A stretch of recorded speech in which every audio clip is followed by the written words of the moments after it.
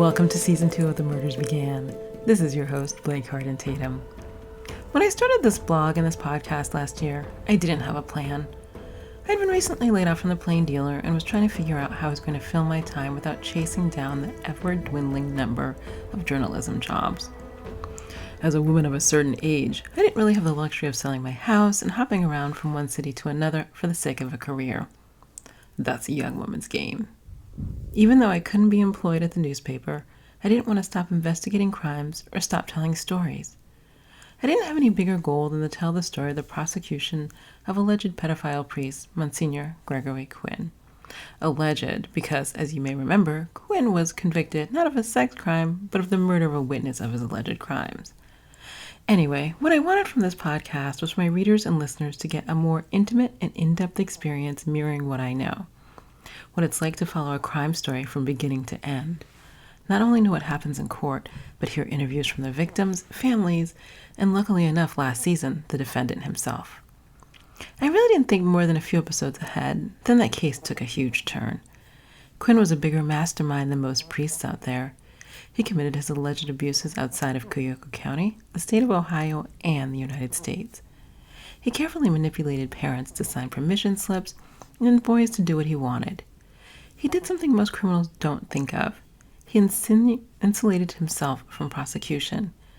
He almost committed the perfect crimes and almost got away with them. The podcast took off, becoming one of the most popular crime podcasts of the year once the witnesses to Quinn's crimes started dying off during the investigation. This year, we're doing something different. I want to pursue what happens to people on the fringes of the criminal justice system.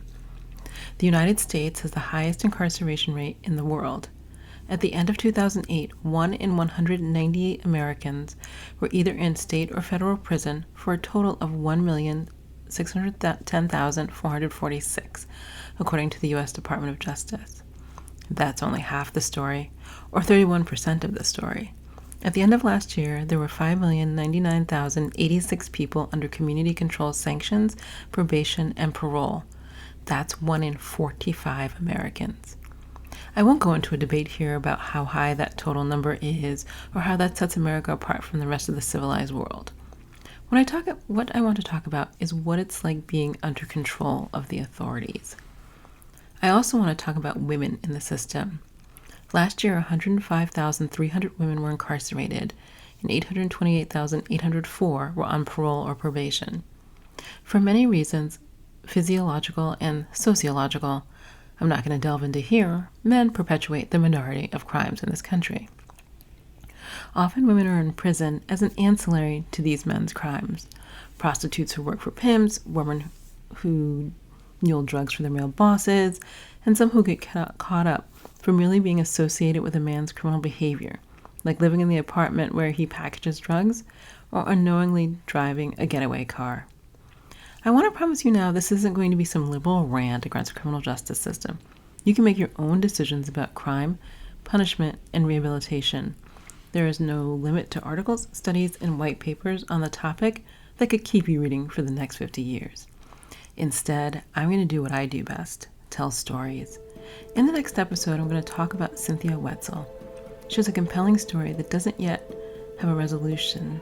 Maybe during this season we can see her finally leave the criminal justice system she's been fighting so hard to be free of.